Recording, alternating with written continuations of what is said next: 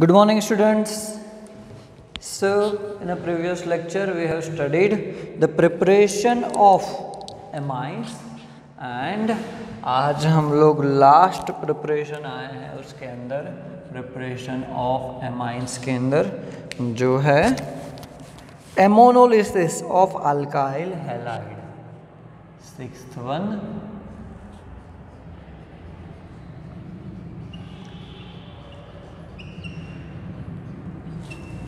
एमोनोलिसिस of alkyl halides.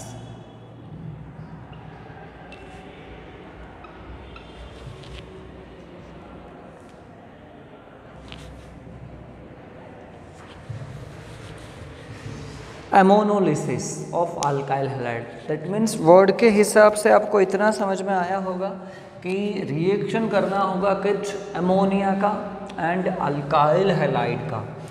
So we can say that the process of cleavage of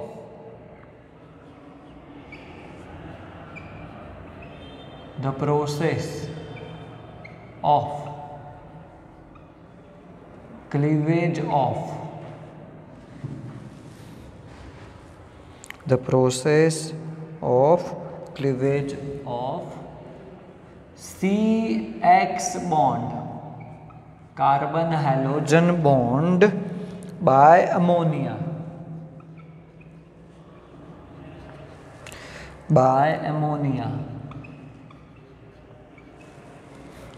molecule is known as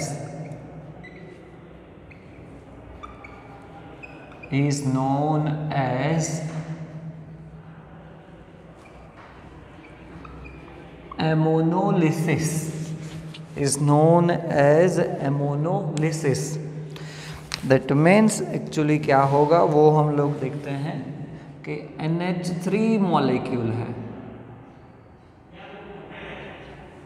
plus alkyl halide के साथ reaction करते हैं। तो actually क्या होगा, nitrogen has lone pair of electrons, so this lone pair of electrons attack on alkyl group of alkyl halide and make bond with him, so are NH3।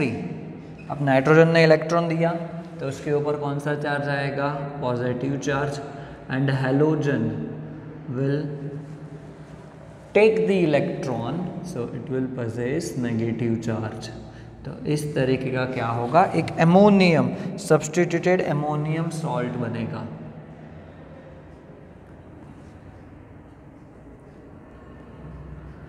Substituted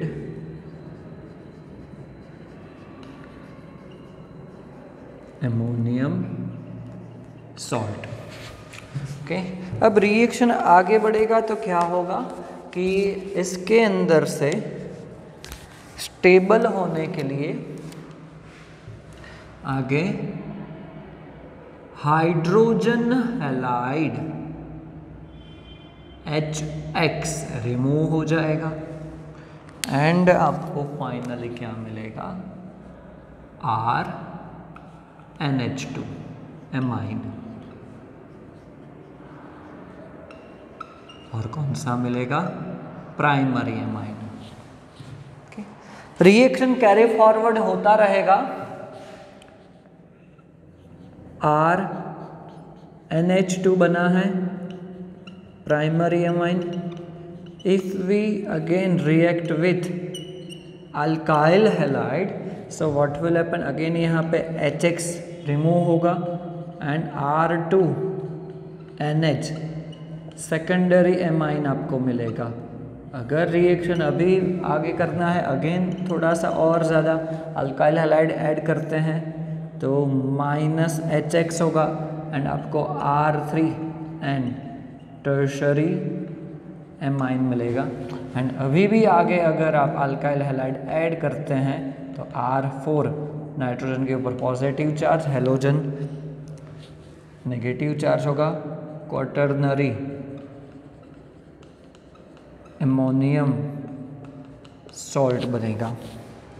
okay, तो इस तरीके से reaction आके बढ़ता रहेगा तो आपको क्या मिलेगा, mixture of primary secondary tertiary and quaternary ammonium salt आपको मिलेगा, मिक्सचर मिलेगा primary secondary tertiary and quaternary. अगर आपको यहाँ पे प्राइमरी एमाइन ज़्यादा चाहिए तो फिर अमोनिया हमें ज़्यादा लेना होगा RX से, अल्काइल हैलाइड से, क्योंकि ये कंटिन्यूअस रिएक्शन चलता ही रहेगा। ओके, दूसरा एक रिएक्शन है कि अगर हम लोग ये जो सब्स्टिट्यूटेड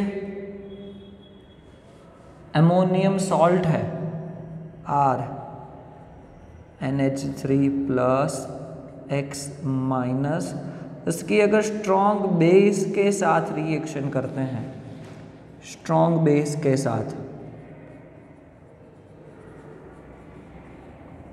तो हमें प्राइमरी एमाइन मिलेगा प्लस H2O मिलेगा एंड प्लस NaX मिलेगा, NaX मिलेगा। एंड लास्ट जो बहुत ही इंपॉर्टेंट है कि ऑर्डर ऑफ RX, तो कौन सा, तो सबसे फास्ट रिएक्शन होगा RI का, उसके बाद RBr, उसके बाद RCl एंड लास्ट होगा RF। आयोडाइड का क्या होगा, क्यों आयोडाइड का होगा, वैसे तो RF होगा ही नहीं, बट एक्चुअली क्या हो रहा है, process of cleavage of carbon halogen bond. तो अगर बॉन्ड ब्रेक करना है तो बॉन्ड एंथैल्पी आयोडाइड बॉन्ड की सबसे कम होगी, तो सबसे फास्ट वो बॉन्ड ब्रेक होगा, सबसे फास्ट बॉन्ड ब्रेक होगा, देन रिएक्शन भी सबसे फास्ट उसी का होगा। सो ऑर्डर ऑफ RX वो क्या हो जाएगा, सबसे fast iodide, then bromide and then chloride. So ammonolysis of alkyl halide. So इसी के साथ हमारा ये जो रिएक्शन है प्रिपरेशन ऑफ एमाइन कंप्लीट होता है। नेक्स्ट आगे बढ़ते हैं केमिकल रिएक्शन के ऊपर। सो केमिकल रिएक्शन के अंदर सबसे पहले देखते हैं बेसिक इलेक्ट्रोफिलिक सब्स्टिट्यूशन रिएक्शन, तो हम लोग जानते हैं, बट थोड़े से फिजिकल प्रॉपर्टीज़ देख लेते हैं। फिजिकल प्रॉपर्टीज़ वैसे टॉपिक में से निकाल दिए गए हैं अभी के लिए, बराबर, बट फिजिकल प्रॉपर्टीज़ तो भी देख लेते हैं थोड़े।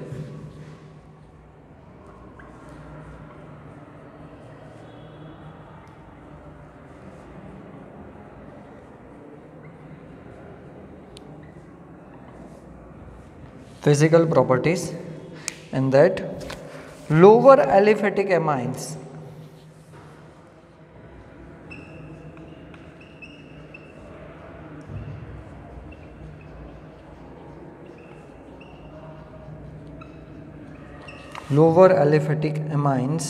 are gases and fishy order, are gases with fishy order।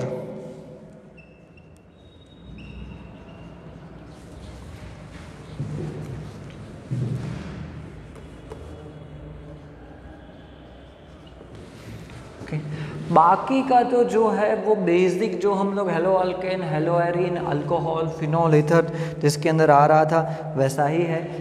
Then primary amines with 3 or more carbon atoms are liquid, then higher ones are solid, and in that basically aniline and other aryl amines are usually colorless and get colored on storage due to atmospheric oxidation। but basic जो important चीज़ है यहाँ पे जो MCQ के लिए important है वो है solubility।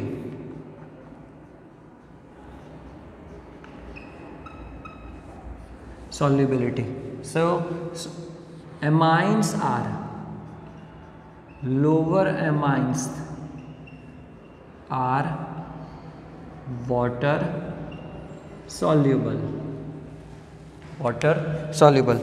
रीजन क्या हो जाएगा उसके अंदर, रीज़न तो यही हो जाएगा कि it can form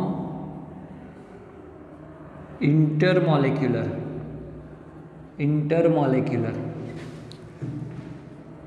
hydrogen bond with H2O molecule. Nitrogen is a higher electronegative element, so it can form intermolecular hydrogen bond. Okay, तो जैसे जैसे नंबर ऑफ कार्बन इंक्रीज होंगे तो सॉल्युबिलिटी क्या होगी, डिक्रीज होगी, ये तो हम लोग जानते हैं. And it is less soluble than alcohol, because alcohol के अंदर ऑक्सीजन है, oxygen has higher electronegativity than nitrogen. So जो इंटरमॉलिक्यूलर बॉन्ड होगा वो ज़्यादा स्ट्रॉन्ग ऑक्सीजन का होगा, तो उसकी वजह से वो लेस सॉल्युबल होता है.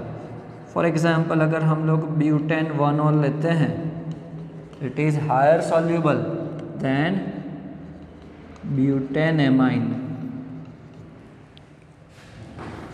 सो सॉल्युबिलिटी.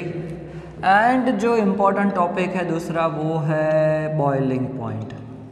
बॉइलिंग पॉइंट हर एक में आया था, मैंने आपको बुलाया था, तो यहाँ पे भी सेम होगा. As number of carbon increases तो boiling point increases. And isomeric amines के अंदर अगर हम लोग देखते हैं, so primary amine has higher boiling point then secondary and tertiary. and इसका रीज़न भी क्या हो जाएगा, रीज़न भी हो जाएगा intermolecular hydrogen bond. Two amine molecule can combine by intermolecular hydrogen bond. So in primary amine there are 2 hydrogens. In secondary amine there is only 1 hydrogen. In tertiary amine में तो hydrogen होता ही नहीं है. So primary amine can make intermolecular hydrogen bond. कितने? 2 intermolecular hydrogen bond बना सकता है. Secondary एक ही, tertiary तो बना ही नहीं सकता. तो उसकी वजह से boiling point of primary amine is higher than secondary amine and it is higher than tertiary amine. Okay, तो ये बेसिक सिंपल फिजिकल प्रॉपर्टीज है जो आपको याद रखनी है, क्योंकि फिजिकल प्रॉपर्टीज के ऊपर से बहुत सारे एमसीक्यूज पूछे जाते हैं. ओके, सिलेबस में से ये निकाल दिया है बट आपको याद रखना है. नेक्स्ट लेक्चर से हम लोग chemical properties, chemical reactions start करेंगे.